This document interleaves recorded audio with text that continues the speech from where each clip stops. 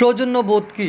আপনি কাউকে মেসেঞ্জারে কল দিয়ে বসলেন, অন্তত কল দেওয়ার আগে মুহূর্তে তার কাছে অনুমতি চেয়ে নিন তিনি ব্যস্ত আছেন কি না, তার কথা বলার সুযোগ আছে কি না, এসব জেনে নিন। এটা সৌজন্যবোধ। আপনি অন্য কারো, এমনকি মা বাবা সন্তান কক্ষে প্রবেশের পূর্বে নক করে প্রবেশ করুন। এটা সৌজন্যবোধ। মূল আলোচনা শুরুর পূর্বে অপর মানুষটির ভালো মন্দ জিজ্ঞেস করুন। তিনি কেমন আছেন, এই কথাটা অন্তত জিজ্ঞেস করুন। কারো অবস্থা না জেনে আপনার প্রয়োজন জাহির করাটা অসৌজন্যমূলক আচরণ। কেউ যখন নিরন্তর আপনাকে এড়িয়ে চলছে, তখন বারবার তাকে নক করা বন্ধ করুন। এটা সৌজন্যবোধ।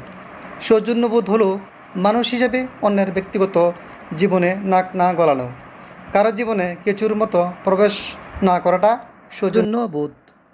তাড়াহুড়ো না করে অপেক্ষা করাটা সৌজন্যবোধ। সৌজন্যবোধ হলো প্রিয় মানুষদেরকে তাদের মতো ভালো থাকতে দেওয়া, জোর করে কোনো কিছু চাপিয়ে না দেওয়া। আপনার ফোন রিসিভ হলো না বলে কফিয়ত না চাওয়াটাও সৌজন্যবোধ। মানুষের বহুবিধ ব্যস্ততা থাকে, কেউ নিশ্চয় আপনার কল রিসিভ করার জন্য না খেয়ে বসে পড়ে থাকে না। এসব 15 বছরের আবেগ সবার থাকে না। সবাই মিলে খেতে বসলেন, আপনার খাওয়াটা আগে সম্পূর্ণ হলো, চট করে উঠে যাবেন না। সবার খাওয়া শেষ